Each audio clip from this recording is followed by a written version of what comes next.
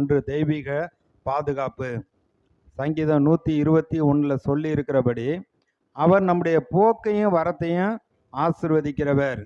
இரவும் பகலும் நம்மை கண்ணின் மணி போல பாதுகாக்கிறவராய் இருக்கிறார். இஸ்ரவேலை காக்கிறவர் உறங்குவதும் இல்லை, தூங்குவதும் இல்லை. ரெண்டாவது பார்த்தா, ஆண்டவர் இந்த பூமியில நம்ம தாழ்வாகவும் அடிமையாகவும் அப்படி இருக்கும்படியா சிருஷ்டிக்கப்படலை. நம்ம அவரோடு கூட உன்னதத்தில் உட்கார வைக்கப்பட்டிருக்கிறோம்.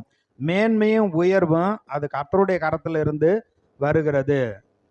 கர்த்தர் நம்மை உயர்த்தி வைக்கத்தான் விரும்புகிறார். அவர் உயர்ந்தவராயிருந்து தாழ்மையுள்ள நம்மை நோக்கி பார்க்கிறார். எளியவனை குப்பையிலிருந்து உயர்த்துகிறவர். அப்படித்தான் நம்ம உயர்த்தி வைக்கிறவர். ஆகையினால அவர் உங்களை விசாரிக்கிறவரானபடியால் உங்கள் கவலையெல்லாம் அவர் மீது வைத்து விடுங்கள்.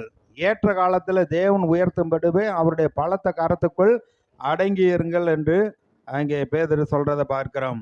மூன்றாவது, கர்த்தர் நீடிய வாழ்வை நம்ம கொடுக்கிறார். சங்கீதம் 91வது சங்கீதம் ஒரு பாதுகாப்பின் சங்கீதம். அதுல கடைசி வசனமா 16வது வசனத்துல, நீடித்த நாட்களால் நான் அவனை திருப்தியாக்கி என் ரட்சிப்பை அவனுக்கு காண்பிப்பேன் என்று சொல்லுகிறார்.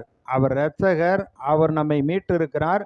அவருடைய ரட்சிப்பை நமக்கு காண்பிக்கிறவராக இருக்கிறார் நம்முடைய வாழ்க்கையில. அதுல பாத்தீங்கன்னா நீடிய வாழ்வை ஆண்டவர் நமக்கு வைத்திருக்கிறார். அடுத்து நாலாவதாக, ஒவ்வொரு நாளும் உங்களுக்கு வாக்கு தத்தத்தை கொடுக்கிறார்.